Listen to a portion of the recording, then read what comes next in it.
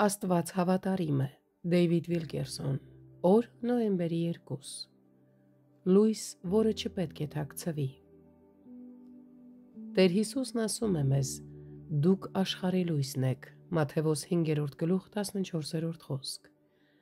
Այս հայտարարությունը շատ ավելին է նշանակում, քան պարզապես ծառայություն մատուցելը։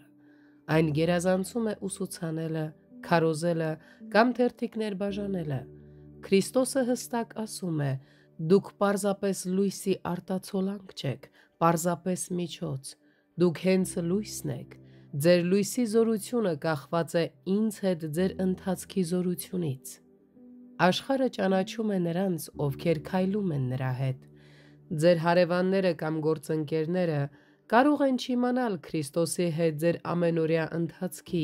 նրա հանդեպ ձեր հավատքի կամ նրանից ձեր լիակատար կախվածության մասին, բայց նրանք տեսնում են ձեզանից ճառագայթող լույսը, որը փայլում է նրա հետ ձեր վարած կյանքից։ Քանի դեռ ոչինչ չի խանգարում այս կյանքին, ձեր լույսը կշարունակի փայլել խավարի մեջ։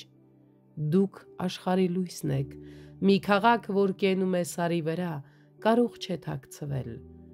Տեր Հիսուսն ասում է. «Ես ձեզ բացահայտել եմ ի ցույց ամբողջ աշխարհի։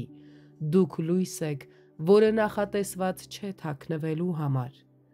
Ովքեր են իրականում նրա լույսերը սարի վրա և որտեղ կարող ենք տեսնել նրանց։ Նրանք սովորաբար ուշադրության կենտրոնում չեն։ Իրականում նրանցից շատերը հավատացյալներ են, ովքեր զոհաբերում են իրենց առանց ճանաչում ակնկալելու։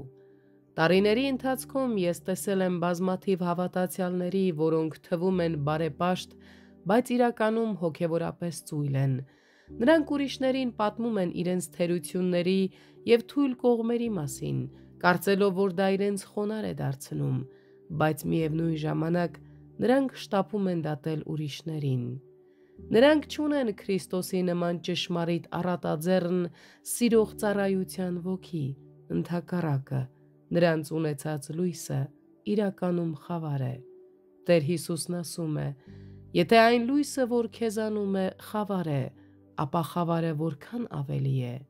Մատթեոս 6:23 խոսք։ Որտեղ չկա Քրիստոսի կյանքը, չի կարող լինել լույս ուրիշների համար։ Մենք միշտ պետք է թույլ տանք, որ մեր լույսը փայլի,